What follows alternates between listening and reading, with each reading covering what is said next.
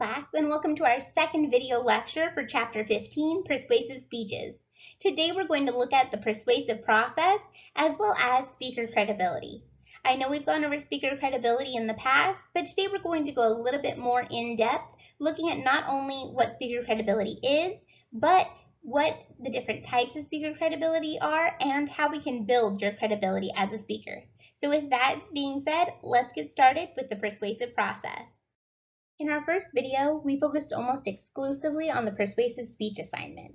However, we didn't really talk about what persuasion is or what the persuasive process looks like, so we'll focus on that here in this section.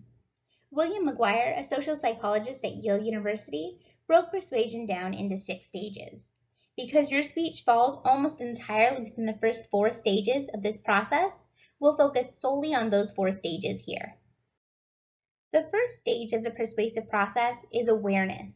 In this stage, it's important that you understand your audience's level of knowledge on the topic you'll be presenting.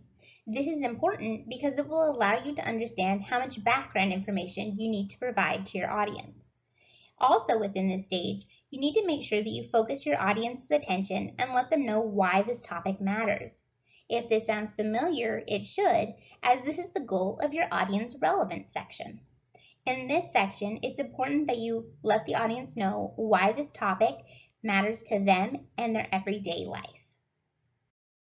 Stage 2 of the persuasive process is comprehension. In this stage, you will inform the audience regarding the details of the issue or social problem that you're presenting, as well as inform them of the options for responding.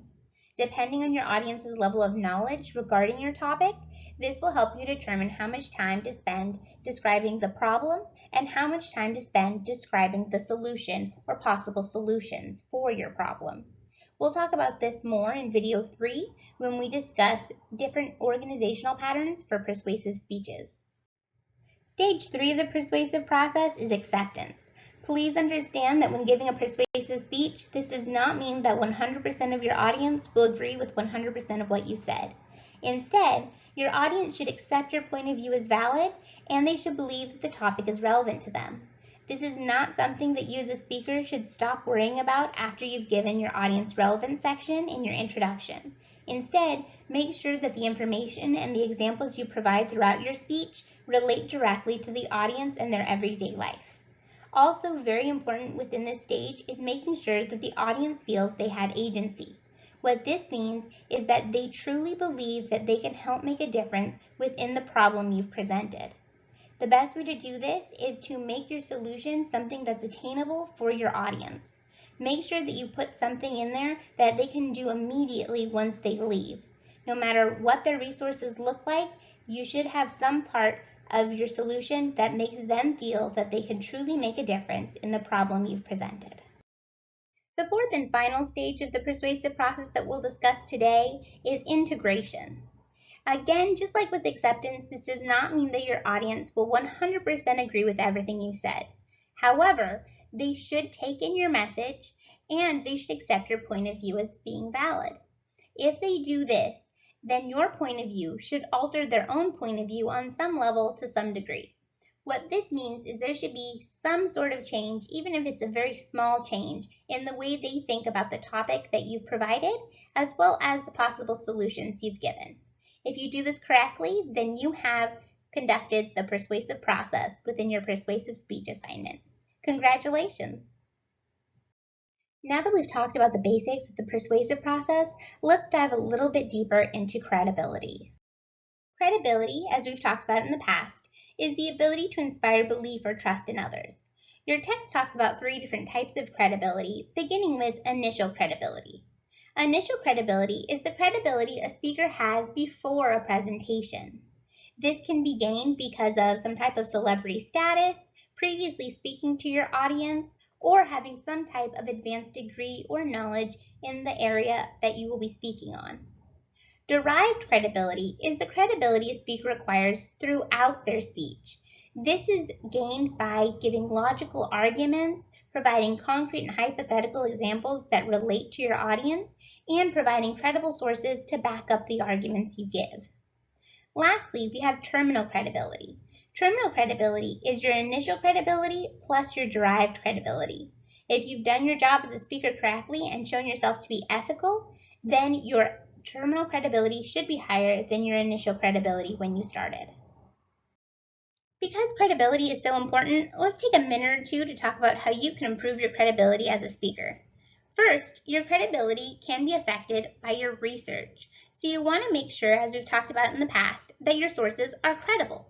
The best way to check for the credibility of sources is to run them through the CRAP test, which is available to you on our Canvas course page. Next, we want to make sure you're using different types of supporting evidence. So don't just use statistics and quotes, but think also about using short stories and hypothetical and concrete examples that relate to your audience and their everyday life. By doing this, you'll be able to not only logically appeal to your audience, but emotionally appeal to them as well. Next, you should focus on your delivery. We want to make sure that you look confident in the information that you're providing to your audience. 3 ways to do this are by standing up straight, projecting your voice, and minimizing verbal pauses. Though I didn't require it for the informative speech, for the persuasive speech, I want to see you standing up straight in front of your camera. This helps not only show that you're confident, but it helps project your voice better so that we can hear the audio picked up by your device. Lastly, you should have minimal verbal pauses within your speech, and you should see your verbal pauses decline as you prepare and practice for your speech before giving your speech to your Zoom audience. Third, don't use logical fallacies. What are logical fallacies, you may ask? This will be covered in video 3 of chapter 16, so tune in for more information regarding logical fallacies. And fourth, adapt to your audience. I know we're losing the nonverbals you would usually use to adapt to your audience when giving a speech. However, you should be able to think about how your audience might react to the information you're giving and craft your message so that it is acceptable to your audience as much as it can be, and that it helps them want to enact the solution that you are providing. If you do this, then your terminal credibility should be greater than the initial credibility you came in with for your persuasive speech. So let's wrap up. In this video, we covered the persuasive process and its 4 stages: awareness, comprehension, acceptance, and integration. Then we looked at speaker credibility and the different types of credibility, which are initial, derived, and terminal credibility. Then we talked about how you can improve your credibility as a speaker. Please tune in for video 3 of chapter 15 to learn about the different types of persuasive speeches and the different organizational patterns we'll use within this course. I look forward to seeing you soon. Have a nice day.